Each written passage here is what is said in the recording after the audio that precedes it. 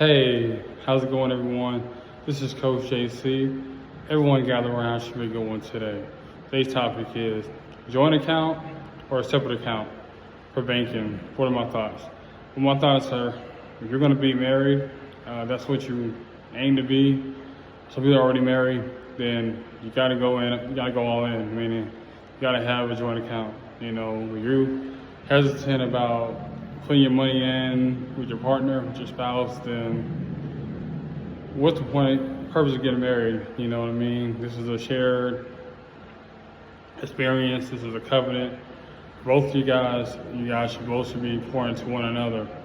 You know, how you guys are able to live underneath one another, sleep with one another, and it comes down to finance. I want separate accounts. Nah, I'm not for that. I'm for togetherness. Your money, my money, my money, your money. You know, there's no secret, there's no hidden vein, there's no extra account. You know, if I need to pull from the account, you need to pull from the account. You know, it should be there. And also, we need to save, we need to invest. Everything should be categorized properly. You know, when it comes down to budgeting, it comes down to saving. Everything needs to be. The money needs to be in good use for emergencies, for planning, like birthday parties, graduations, holidays, however you want to do it. You know, everything needs to be separated. So, one thing about joint accounts is that you gotta put everything in. You know, and I do talk about that in my book, God's Timing. And I find covenant, love, and commitment. Now at Amazon, but like I said, you got to be all in. You know, when you make that vow to your spouse, you guys really are in it for the long run. Y'all in it with God.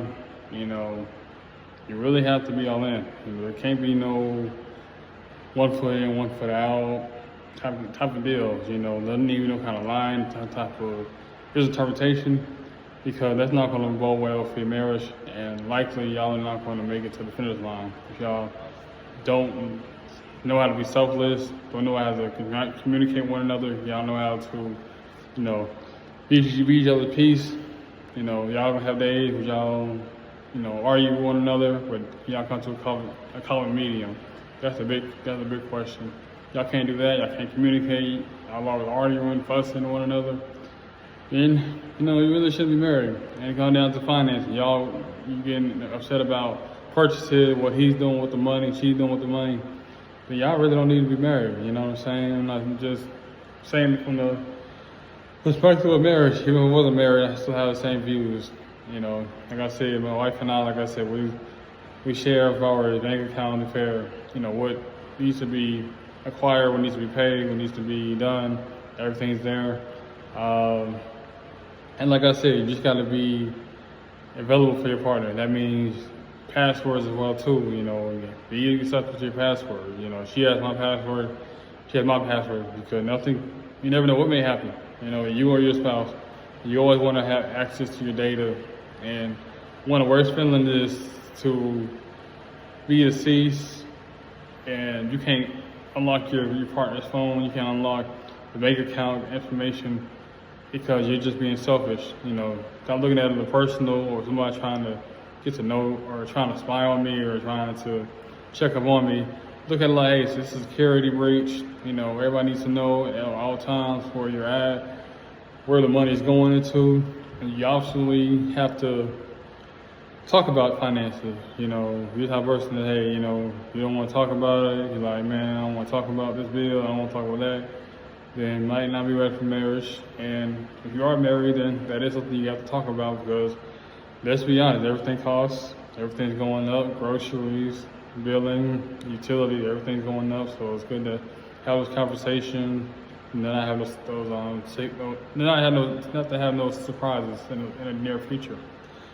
So yeah, like I said, joint account or separate accounts, definitely got to go all in. You know, and you always have to be talking to your partner as far as purchases. You know, maybe a little $5 candy bar, or $10, you know, item you might get from Starbucks or somewhere you purchase. That might not be something you talk about.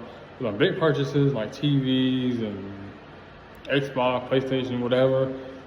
You know, whatever the limit is, maybe $80 more. Definitely gotta have a conversation. You know, you can't just swipe your card. You can't just swipe your debit card, your credit card, and think your spouse is gonna be cool with it. Because 9 times out of 10, he or she's not gonna be okay with it. You know, like I said, my wife and I, like I said, we talk about situations like if a item is that, I'll talk to her like, hey, can I get it? And she's like, no. And guess what? I don't get it.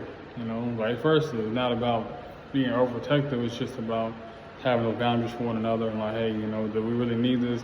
If we need it, then of course just spend the money. If we don't need it, then hey, why spend money? You know, we don't need it. It's not gonna help us productive. It's not gonna help us grow and advance and become better people, better parents, etc. Then it's not necessary. It's not warranted. But yeah, though, that's all I really have to say. Like I said, I'm all for all in. You know, I'm all for complete collaboration. And once again, I talk about that in my book. God's timing, find covenant, love, commitment. Put it back, bam. See my name. But yeah, though, that's all I really have to say. Make sure you like to subscribe to my channel. Till next time out, this is Coach JC.